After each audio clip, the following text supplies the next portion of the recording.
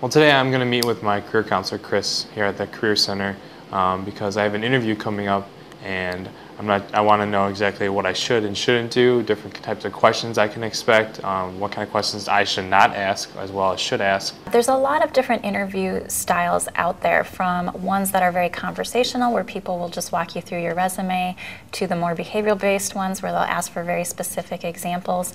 But then there's a lot of other surprise things that sometimes happen for students. For example, there are case interviews where they give you problems that you have to solve on the spot in an interview. I also know of a student who walked into an interview and the employer said, "We'd like you to create a presentation about 5 minutes long, and you'll have 20 minutes to prepare it." I just applied for a job, and I actually got set up for an interview, and this is my first interview, so I'm kind of nervous. I don't know what to expect. What can I do to kind of better prepare myself? That's a great question, Aaron. One of the really most important things to do before an interview is to research the position and the employer.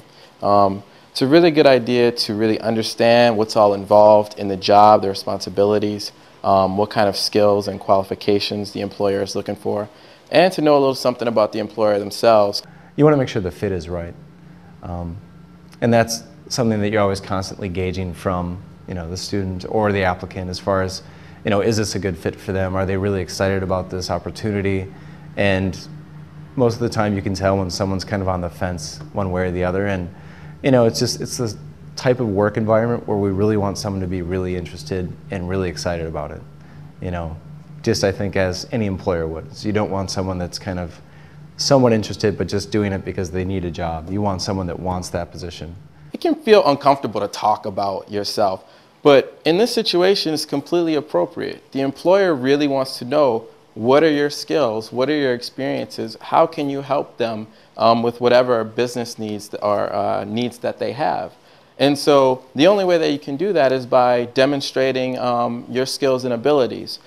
When you get into an interview and feel a little bit overwhelmed, I think you just have to take a deep breath and do the best that you can. If you get a stumper question that you're not sure how to answer, sometimes if students are stumped, I encourage them to just say, I'm not thinking of something right at the moment. Can we come back to that at the end of the interview? Or if they're asking you to problem solve on the spot, just remember, oftentimes it's not that they want you to have the perfect answer, but they want to see how you handle the stress of being given an unexpected question. So staying calm, doing your best to problem solve, to talk things through out loud is oftentimes what they're looking for, more than having the perfect answer to a complex problem on the spot. Good interviewees will follow the lead of the interviewer. And what I mean by that is that when the interview gets going, some people want to chat and kind of get to know the person a little bit beforehand. Some people want to dive right into the resume or right into the portfolio of work that they have to show. And it's just, it's being a good listener and following the line of communication that the interviewer is leading. You have to think about what sets you apart in an interview, and then be able to prove it with examples. And the examples are going to be a lot more effective if you can talk about a specific time when and include concrete information that makes it much more interesting to talk with you about.